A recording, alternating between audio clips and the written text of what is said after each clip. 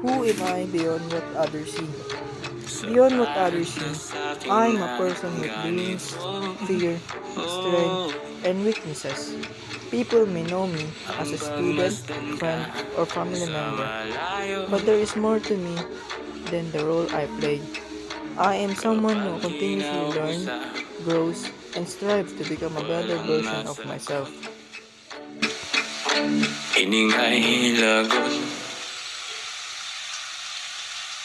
hindi ko naman yata ikamamatay kung hindi ko mawakan ng iyong kamay. Handa kong mabuhay sa aking kalukuhan kung wala ka sa aking buhay, walang kalungkutan.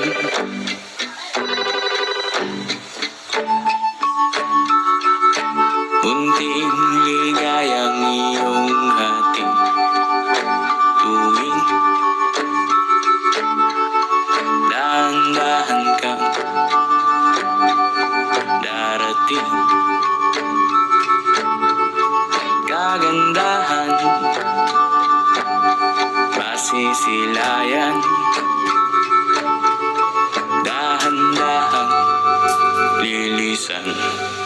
Hindi ko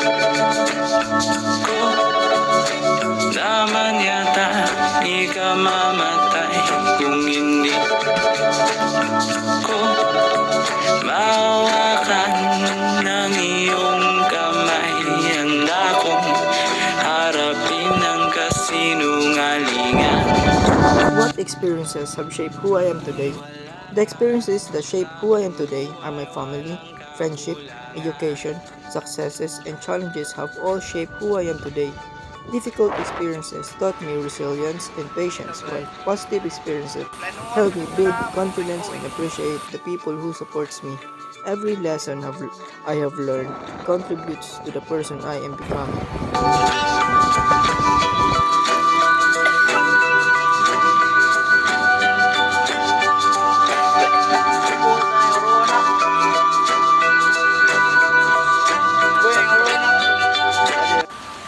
How do my beliefs, relationship, and environment influence my identity?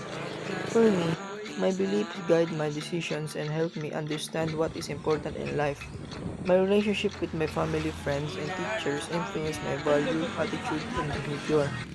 The environment around me, including my culture, community, and society, also shape how I see myself and interact with others. Ako'y maligaya, maligaya.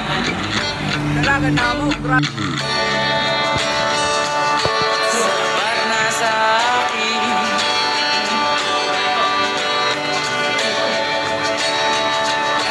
inaaminin.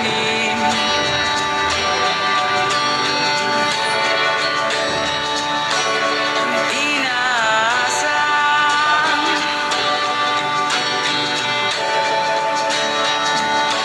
ako'y liligaya.